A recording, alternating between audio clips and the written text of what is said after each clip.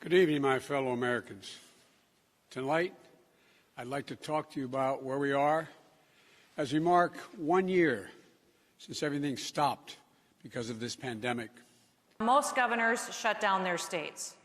What followed was record unemployment, businesses closed, most schools were shuttered, and communities suffered. And the U.S. economy came to an immediate halt. Now, let me be clear. COVID didn't crush the economy. Government crushed the economy. A year ago, we were hit with a virus that was met with silence. I want to talk about the biggest and the most important story in the world, the Wuhan coronavirus. This coronavirus is a catastrophe on the scale of Chernobyl for China, but actually it's probably worse than Chernobyl, which was localized in its effect. The coronavirus could result in a global pandemic. While you were all sleeping overnight, the number of diagnosed cases in China increased by 30%. Denials for days, weeks, then months, that led to more deaths, more infections, more stress, and more loneliness. Photos and videos from 2019 feel like they were taken in another era. The last vacation, the last birthday with friends, the last holiday with extended family. While it was different for everyone, we all lost something. Our job losses are low. A collective suffering. We're doing very well. A collective sacrifice. Our economy is doing better than virtually any other state. A year filled with the loss of life. Not only do we have one of the lowest death rates, we've got about 40 people that are in the hospital today statewide. And the loss of living for all of us. Our infection rates are low. But in the loss, we saw how much there was to gain. We have an incredible opportunity to not just dig out of this crisis, but to fundamentally transform the country. In appreciation, respect, and gratitude. You're the worst president America has ever had. Hey, Come Joe, on. Finding light in the darkness is a very American thing to do. We're about to go into a dark winter. A dark winter. In fact, it may be the most American thing we do. Truthfully, we remain in a very dark winter. And that's what we've done. We're still facing a very dark winter.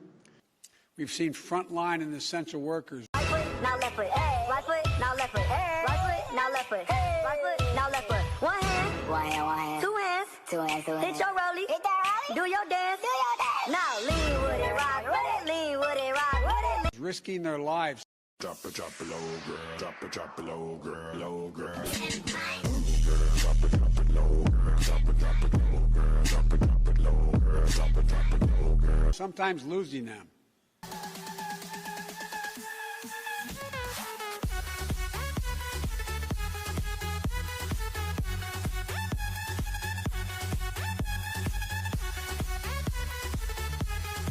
To save and help others.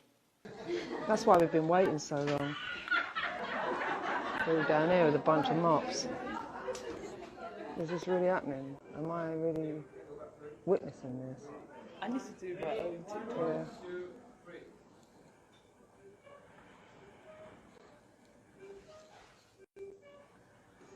Yeah.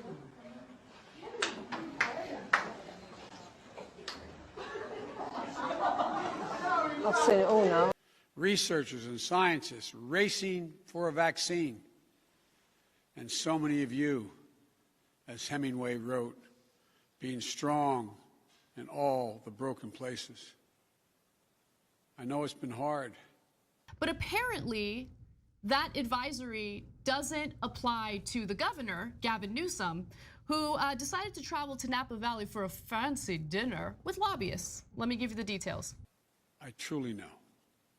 A number of Democratic leaders apologizing or reversing course after multiple occurrences of do as I say, not as I do. They have been caught not following their own coronavirus guidelines. As I've told you before, I carry a card in my pocket with the number of Americans who have died from COVID to date. It's on the back of my schedule. 200 million people have died. Probably by the time I finish this talk. As of now, total deaths in America, 527,726. That's more deaths than in World War I, World War II, the Vietnam War, and 9/11 combined. There were husbands, wives, sons and daughters, grandparents. As Governor Cuomo's New York State barred people from visiting their loved ones in nursing homes, his state simultaneously forced infected patients into the same places. And now we hear of an extra 1,700 deaths at these homes. The death count nearly 5,000. So unlike other parts of the world where people try to slow the spread, this action accelerated it. They leave behind loved ones, unable to truly grieve or to heal, even to have a funeral. But I'm also thinking about everyone else who lost this past year to natural causes, by cruel fate of accident or other disease. They too died alone. They too leave behind loved ones who are hurting badly. You know, you've often heard me say before, I talk about the longest walk any parent can make is up a short flight of stairs to his child's bedroom to say, I'm sorry, I lost my job. Can't be here anymore. Like my dad told me when he lost his job in Scranton. So many of you have had to make that same walk this past year. But not everyone has followed this path. For those of you who don't know, South Dakota is the only state in America that never ordered a single business or church to close. You lost your job. We have the lowest unemployment rate in the nation. You closed your business. And our economy is booming. Facing eviction, homelessness, hunger, a loss of control. We are #1 in the nation for keeping jobs, keeping businesses open, and keeping money in the pockets of our people. Maybe worst of all, a loss of hope. As we head into a very dark winter ahead, watching a generation of children who may be set back up to a year or more because they've not been in school. When it was time to go back to school in the fall, we put our kids in the classroom. It's the details of life that matter the most. Like, for example, they made a big deal of my saying that I pinned a medal on 2 people. Well, I did, but anyway, I pinned a medal on 2 people and the dates, et cetera. Well, they said that the branch of the military was wrong and the date was wrong and That's the right. act he was awarded for was wrong and the medal was wrong. And No, what position you held at the time was all of those were fact checks for you. And you said that details don't. No, Details don't here's matter. the deal, Details aren't because I was important. not talking about me, and we miss those details, the big details and the small moments. To follow up here, you told NPR that the details are irrelevant. Weddings, birthdays. In San Francisco, Mayor London Breed facing backlash after it was revealed that she attended a birthday party last month at the French Laundry, the famed and exclusive Napa Valley restaurant, with 7 other people at her table. Graduations, all the things that needed to happen, but didn't. And in San Jose, California, Mayor Sam Liccardo is also apologizing for ignoring state restrictions during Thanksgiving when he attended a gathering with his elderly parents that included guests from 5 different households. The first date, the family reunions. The past few weeks brought into relief a pattern of leaders failing to lead by example. The Sunday night rituals. It's all has exacted a terrible cost on the psyche of so many of us. A lot of these leaders, they are looking across the aisle to blame Republicans who aren't taking mask wearing seriously. But maybe it's time they also look in the mirror and ask themselves if that amuse-bouche was really worth it.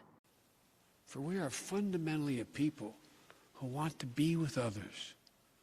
No, that ain't right, man. That ain't right. Why are you whispering in her ear? Why are you appear to smell her hair? Why are you touching her? Get away from her, Vice President Biden, please. To talk. Thank you. Thank you.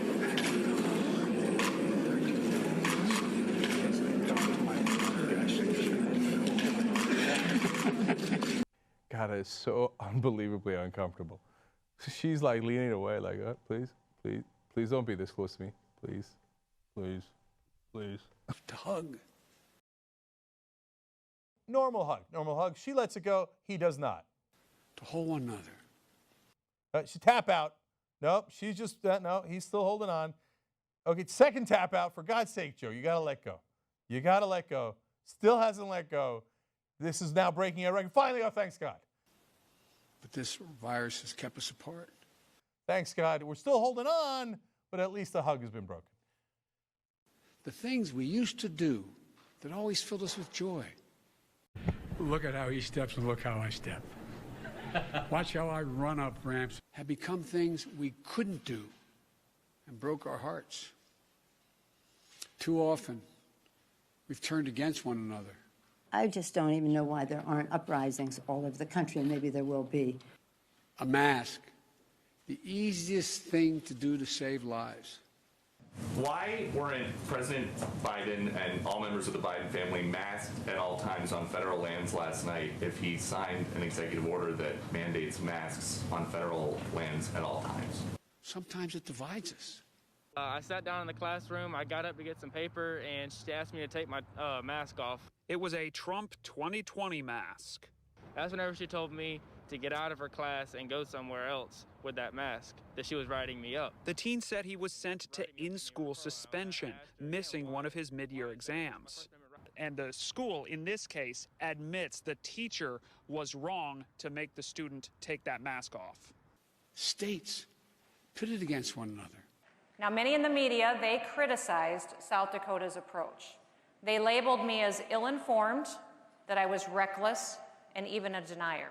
The media did all of this while simultaneously praising governors who issued lockdowns, who mandated masks and shut down businesses. Instead of working with each other, vicious hate crimes against Asian Americans.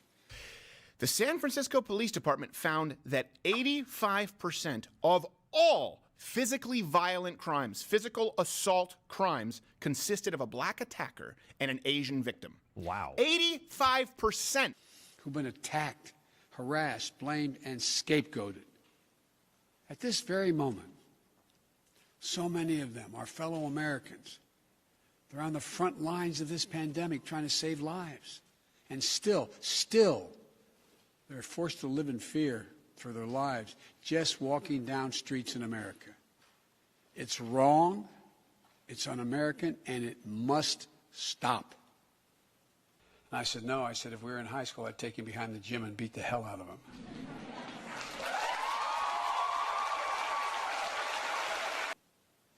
Look, we know what we need to do to beat this virus. Now seems like a really good time to remind everyone of what Governor Cuomo was doing in New York. Tell the truth. The New York Attorney General announced that Cuomo and his administration significantly undercounted the number of COVID-related deaths in nursing homes by as much as 50%. To make matters worse, they tried to cover it up. Follow the scientists. On March 25th, Cuomo ordered COVID patients into nursing homes. Put trust and faith in our government to fulfill its most important function, which is protecting the American people. And he prohibited the staff from testing people before admitting them. No function more important. He prohibited nursing homes from sending COVID patients to the nearby naval hospital ship or the field hospital, both of which were essentially empty. We need to remember the government isn't some foreign force in a distant capital. No, it's us, all of us. We, the people. He pushed legislation prohibiting nursing home lawsuits over COVID deaths. For you and I, that America thrives. After that, the first deaths started to show up. When we give our hearts, when we turn our hands to common purpose. And right now, my friends, we're doing just that. And I have to say, as your president, I'm grateful to you.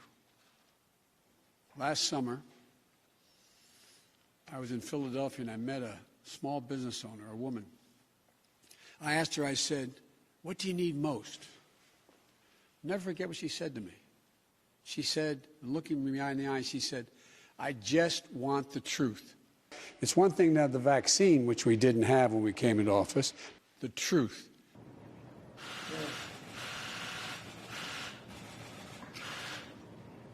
Just tell me the truth.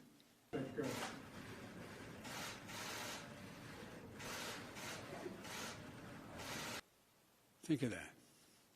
We choose truth over facts. My fellow Americans, you're owed nothing less than the truth. And that's something that we've got flagged all the way back from the very first time that Joe Biden ran for president. Let's take a listen to what the news media said at that time. I went to law school on a full academic scholarship, the only one in my class to have a full academic scholarship. Went back to law school and, in fact, ended up in the top half of my class. I was the outstanding student in the political science department at the end of my year. I graduated with 3 degrees from undergraduate school and 165 credits, only needed 123 credits. Biden now concedes he did not graduate in the top half of his law school class, that he does not have 3 degrees from college, and that he was not named outstanding political science student in college. I saw that one flagged on the, it was just so good. And for all of you asking when things will get back to normal, here is the truth. Now, Dr. Fauci, he told me that on my worst day, I'd have 10,000 patients in the hospital. On our worst day, we had a little over 600. The only way to get our lives back, We never exceeded our hospital capacity, to get our economy back on track, and our economy is booming.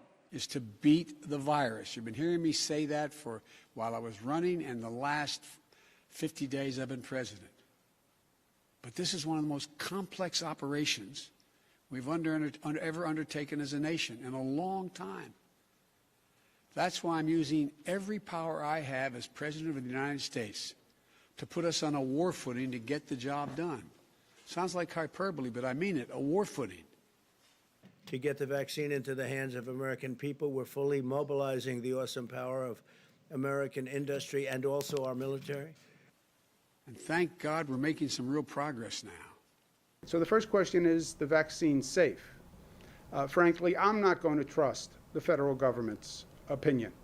And I wouldn't recommend to New Yorkers based on the federal government's opinion. In my first full day in office, I outlined for you a comprehensive strategy to beat this pandemic. The reality is, when you look at the Biden plan, it reads an awful lot like what President Trump and I and our task force have been doing every step of the way. I mean, quite frankly, when I look at their plan that talks about advancing testing, creating new PPE, developing a vaccine, it looks a little bit like plagiarism, which is something Joe Biden knows a little bit about. We've spent every day since attempting to carry it out. 2 months ago, this country didn't have nearly enough vaccine supply to vaccinate all or ever near all of the American public. But soon we will. We've been working with vaccine manufacturers, Pfizer, Moderna, Johnson & Johnson, to manufacture and purchase hundreds of millions of doses of these 3 safe, effective vaccines. And now, at the direction and with the assistance of my administration, Johnson & Johnson is working together with a competitor, Merck, to speed up and increase the capacity to manufacture new Johnson & Johnson vaccine, which is one shot. In fact, just yesterday, I announced, and I met with the CEOs of both companies, I announced our plan to buy an additional 100 million doses of Johnson & Johnson vaccines. These 2 companies, competitors, have come together for the good of the nation, and they should be applauded for it. It's truly a national effort, just like we saw during World War II. Now, because of all the work we've done, we'll have enough vaccine supply for all adults in America by the end of May. That's months ahead of schedule. And we're mobilizing thousands of vaccinators to put the vaccine in one's arm, calling active duty military, FEMA, retired doctors and nurses, administrators, and those to administer the shots. And we've been creating more places to get the shots. We've made it possible for you to get a vaccine at nearly any one of 10,000 pharmacies across the country, just like you get your flu shot. We're also working with governors and mayors in red states and blue states to set up and support nearly 600 federally supported vaccination centers that administers hundreds of thousands of shots per day. You can drive up to a stadium or a large parking lot, get your shot, never leave your car, and drive home in less than an hour. We've been sending vaccines to hundreds of community health centers all across America, located in underserved areas. And we've been deploying, and we will deploy more mobile vehicles and pop-up clinics to meet you where you live, so those who are least able to get the vaccine are able to get it. We continue to work on making at-home testing available. And we've been focused on serving people in the hardest hit communities of this pandemic: Black, Latino, Native American, and rural communities. So what does all this add up to? When I took office 50 days ago, only 8% of Americans, after months, only 8% of those over the age of 65 had gotten their first vaccination. Today, that number is 65%. Just 14% of Americans over the age of 75 50 days ago had gotten their first shot. Today, that number is well over 70%. With new guidance from the Centers for Disease Control and Prevention, the CDC, that came out on Monday, it means simply this: millions and millions of grandparents who went months without being able to hug their grandkids can now do so.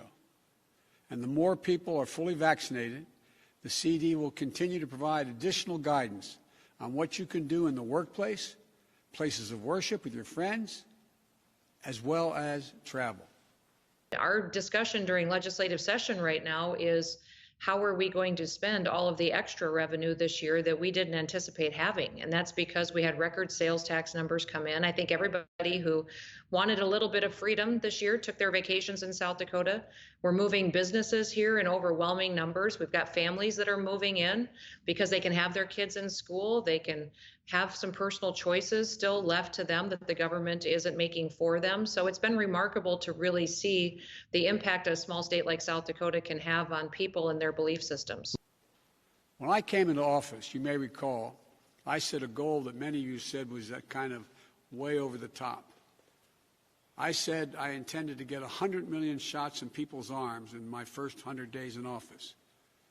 Tonight, I can say we're not only going to meet that goal, we're going to beat that goal, because we're actually on track to reach this goal of 100 million shots in arms on my 60th day in office.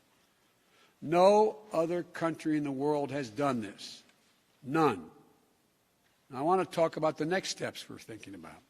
First, tonight, I'm announcing that I will direct all states, tribes, and territories to make all adults, people 18 and over, eligible to be vaccinated no later than May 1. Hundreds of millions of doses will be available every month, and we expect to have enough vaccines for every American by April. Let me say that again. All adult Americans will be eligible to get a vaccine no later than May 1. That's much earlier than expected. Let me be clear. That doesn't mean everyone's going to have that shot immediately, but it means you'll be able to get in line beginning May 1. Every adult will be eligible to get their shot. And to do this, we're going to go from 1 million shots a day that I promised in December, before I was sworn in, to beating our current pace of 2 million shots a day, outpacing the rest of the world. Secondly, at the time when every adult is eligible in May, we will launch, with our partners, new tools to make it easier for you to find the vaccine and where to get the shot, including a new website that will help you first find the place to get vaccinated and the one nearest you. The president called a press conference to make a slight adjustment to the promise of a fully functional website by November 30th.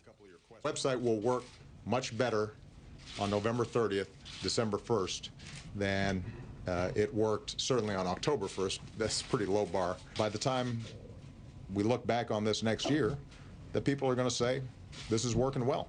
Let me be clear.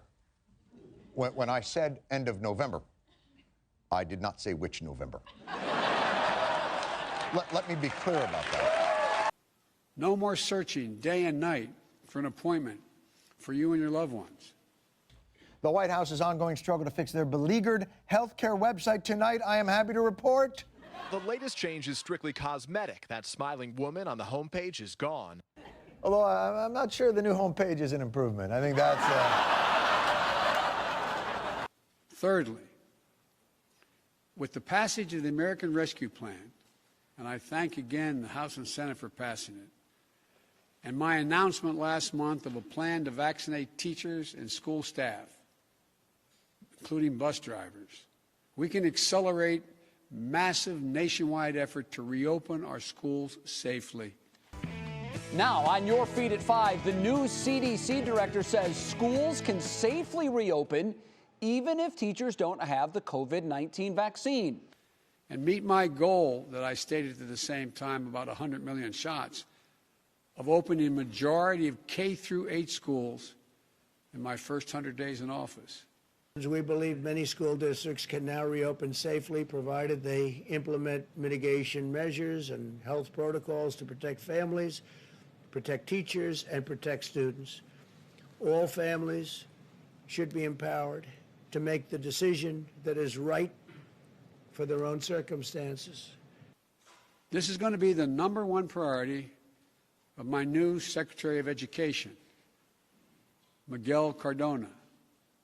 Fourth, in the coming weeks, we will issue further guidance on what you can and cannot do once fully vaccinated, to lessen the confusion, to keep people safe, and encourage more people to get vaccinated.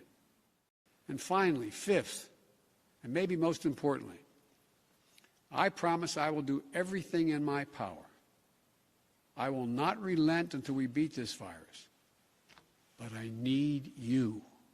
I not only need you to get me elected, I need you once I'm elected. I need you.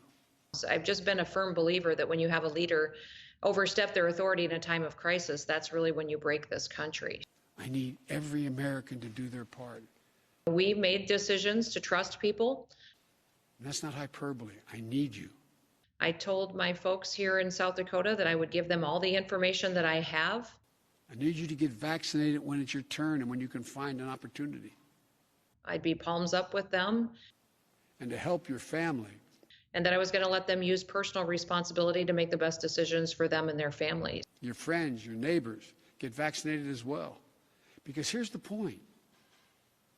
If we do all this, if we do our part, if we do this together, by July the 4th, there's a good chance you, your families and friends will be able to get together in your backyard or in your neighborhood and have a cookout or a barbecue and celebrate Independence Day. Despite warnings from health experts, Americans across the country celebrated the 4th of July and in many cases seemed to not be concerned with the threat of COVID-19. In Diamond Lakes, Michigan, a large crowd with no masks and the fireworks show went on. That doesn't mean large events. There were thousands lining the beaches of Delaware and New Jersey. With lots of people together, but it does mean small groups. And the Lake of the Ozarks in Missouri packed with people. We'll be able to get together. After this long, hard year, that will make this Independence Day something truly special, where we not only mark our independence as a nation, but we begin to mark our independence from this virus. But to get there, we can't let our guard down. This fight is far from over. As I told the woman in Pennsylvania, I'll tell you the truth. When I marched in the civil rights movement, I marched with tens of thousands of others to change attitudes. And we changed attitudes. When I was about the age of the guy standing over there, I got involved in the civil rights movement. He knows it's untrue. Don't take my word for it. Take his. I was not an activist. I was not out marching. I was not down in Selma. I was not anywhere else. Imagine as a white guy lying about your role in the civil rights struggle. July 4th with your loved ones is the goal. But a lot can happen. Conditions can change. The scientists have made clear that things may get worse again as new variants of the virus spread. We've got work to do to ensure that everyone has confidence in the safety and effectiveness of all 3 vaccines. So my message to you is this: listen to Dr. Fauci. People should not be walking around with masks. I mean, masks are very important. So if you have a physical covering with one layer, you put another layer on, it just makes common sense. One of the most distinguished and trusted voices in the world. It became clear that cloth coverings that you didn't have to buy in a store, that you could make yourself, were adequate. You know, I'm really happy that we got these masks to block out all the bad shit that's going on today.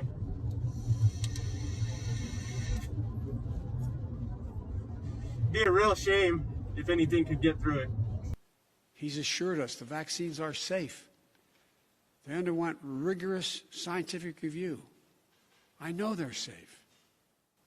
Vice President Harris and I know they're safe. That's why we got the vaccine publicly in front of cameras, so for the world to see, so you could see us do it. The First Lady and the Second Gentleman also got vaccinated. Talk to your family, friends, your neighbors, the people you know best who've gotten the vaccine. We need everyone to get vaccinated. We need everyone to keep washing their hands, stay socially distanced, and keep wearing the mask as recommended by the CDC. Because even if we devote every resource we have, beating this virus and getting back to normal depends on national unity. There should be a plan when we have the vaccine. How do we distribute it? And once we get it, if it's safe, if it's effective, will you mandate its use? Depending on the continuation of the spread of the virus, we should be thinking about making it mandatory. How could you enforce that? Well, you couldn't. That's the problem. Just like you can't mandate a mask. But you can say, you can go to every governor and get them all in a room, all 50 of them as president, and say, ask people to wear the mask. And national unity isn't just how politics and politicians vote in Washington, or what the loudest voices say on cable or online. The biggest terror threat in this country is white men. Unity is what we do together as fellow Americans. And we have to start doing something about them. There is no travel ban on them. There is no white guy ban. So what do we do about that? Because if we don't stay vigilant and the conditions change, then we may have to reinstate restrictions to get back on track. And please, we don't want to do that again. We've made so much progress. This is not the time to let up. Donald Trump had the Migrant Protection Protocols, fancy name for the Remain in Mexico policy. If you come to the border and you want asylum, you must wait in Mexico. It made sense. Joe Biden's getting rid of it. At a time when we're dealing with a pandemic, when people are told they cannot travel without being quarantined and the borders are being restricted, Joe Biden's administration is releasing COVID patients who cross the border illegally into Texas. It is hypocrisy, and it is a problem for us. I'll close with this. We've lost so much over the last year. This pandemic really used emotion and fear to manipulate people in ways that we've never seen before. We've lost businesses and dreams we spent years building. We did not close any businesses in the state of South Dakota. We've lost time with each other. We did not lock people up. And our children have lost so much time with their friends. Not once did we issue a shelter in place. You know, and there's something else we lost. We lost faith in whether our government and our democracy can deliver on really hard things for the American people. And what bothered me early on was recognizing the fact that when you have a leader overstep their authority in a time of crisis, that's when you lose your country. But as I stand here tonight, we're proving once again something I've said time and time again, to probably tired of hearing me say it. I say it to foreign leaders and domestic alike. It's never, ever a good bet to bet against the American people. My approach to this virus was to provide South Dakotans with all of the information that I had available to me and to then allow them to exercise their freedom to make the best decisions for themselves and for their families. America is coming back. We focus on our future, what's in front of us, and it's bright. Hope is in front of us. We are emerging from this stronger than ever, and we are concerned what the future may hold for you if you don't join us. We would love to have you in our state, and that wherever you are, that if you choose to come to South Dakota, just remember this, that the air is fresh, the people are free, and the possibilities here are endless. The development, manufacture, and distribution of vaccines in record time is a true miracle of science. It's one of the most extraordinary achievements any country has ever accomplished. I'm Donald J. Trump, and I approve this message. And we also just saw the Perseverance rover land on Mars. Stunning images of our dreams that are now a reality. Another example of the extraordinary American ingenuity, commitment, and belief in science and one another. And today, I signed into law the American Rescue Plan. We're going to be asking the American people to allow us to borrow money from China and others, pass that on to our kids and grandkids, so that we can send money to states like California and mine and others that don't need the money. An historic piece of legislation. At the time the president put his bill out there was an assumption that states had massive losses associated with the COVID experience. But the data that's come out since then has shown that, in fact, the states did not have those kinds of losses. Many states did not. 21 states are seeing rising revenue. It delivers immediate relief to millions of people.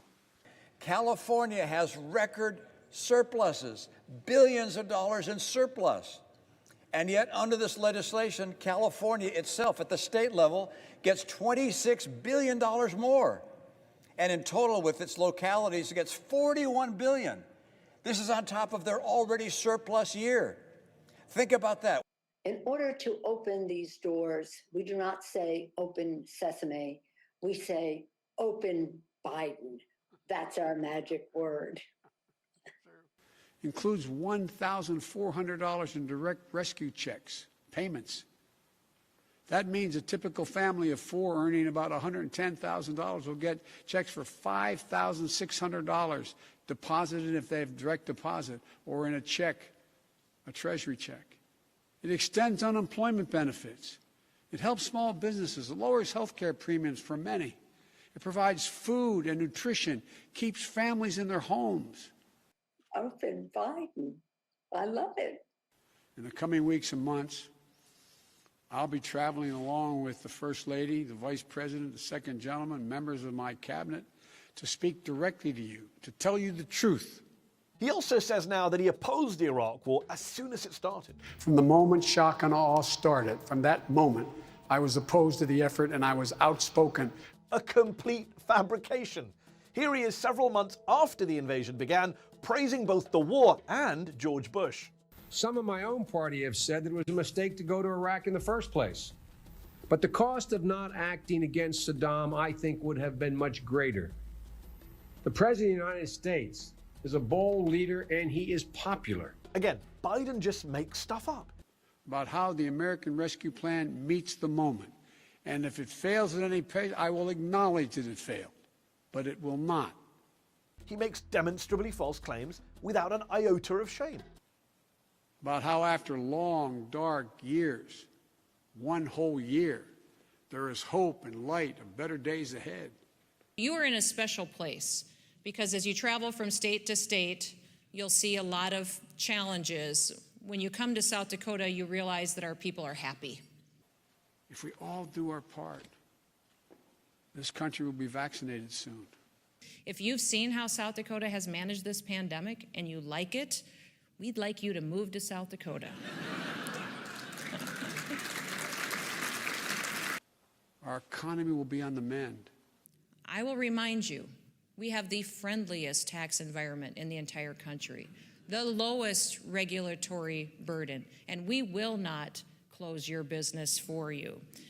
We'll have proven once again that this country can do anything. If you want freedom, personal responsibility, and a government that works for you rather than dictates to you, South Dakota is the place to get it. Hard things, big things, important things. Over a year ago, no one could have imagined what we were about to go through. But now, we're coming through it. And it's a shared experience that binds us together as a nation. We took a unique path. We are bound together by the loss and the pain of the days that have gone by. Our people are happy. They wake up happy in the morning, and they're optimistic about the future. We're also bound together by the hope and the possibilities of the days in front of us. My fervent prayer for our country is that after all we've been through, we'll come together. And we in Texas are on the front lines while the people in this body fiddle and endanger the lives of American citizens. As one people. To prostrate themselves to a crass political left who could care less about the American citizens getting killed or raped. And they do it for political purposes. One nation. It's the arrogance of leftist Democrats destroying our own nation with trillions of dollars of spending. Reckless disregard of our energy independence and strength. Reckless disregard of the small businesses getting destroyed by shutdowns. The livelihoods destroyed while peddling fear and panic. One America. The reckless disregard for our safety while defunding police and attacking our rights to defend ourselves under the Second Amendment at the same time. Done on this floor today. I believe we can and we will.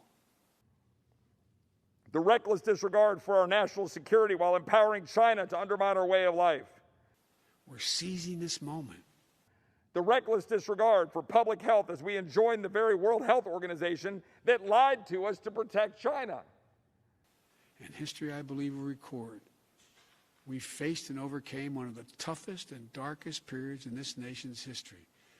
Don McLaughlin has said the 2019 border crisis will look like a cakewalk to what is coming with Biden's border crisis. I promise you, we'll come out stronger with a renewed faith in ourselves. Don calls me all the time saying, where's the help? Where is the federal government whose job it is to secure the border of the United States? You know where it is? Nowhere to be found. A renewed commitment to one another, to our communities, and to our country. The American people are pleading with their leadership. They are begging for the people in this body, the people's house, to recognize what is happening to them. This is the United States of America. It's real. People bury their head in the sand up here, protected by fences with razor wire, walking through magnetometers, tweeting out how they somehow compare or have compassion for immigrants. Look at us. And this, in this photo, is what is happening to immigrants in South Texas. And there's nothing, from the bottom of my heart I believe this, there's nothing we can't do. This is happening right now. Where is the president? Where is the Homeland Security Secretary? Where is anyone in this administration recognizing the crisis at our border, the death toll, the impact on citizens and immigrants who seek to come here? Well, we do it together. So God bless you all. And please, God, give solace to all those people who lost someone. And this, in this photo, is what is happening to immigrants in South Texas. There are mass graves where cartels kill people along the Rio Grande. There are people dying in the desert, seeking to come here like any normal person would do around the world, seeking to come to the United States of America, but being fed irrational hope from an administration for political purposes endangering lives of immigrants and American citizens. and may God protect our troops. Just clap for that, you stupid bastard. Thank you for taking the time to listen. I look forward to seeing you. The failure to take this virus seriously, precisely what got us to this mess in the first place, risk more cases and more deaths. I have never been particularly poor at calculating how to get things done in the United States Senate. So the best way to get something done, if it holds near and dear to you that you like to be able to, anyway.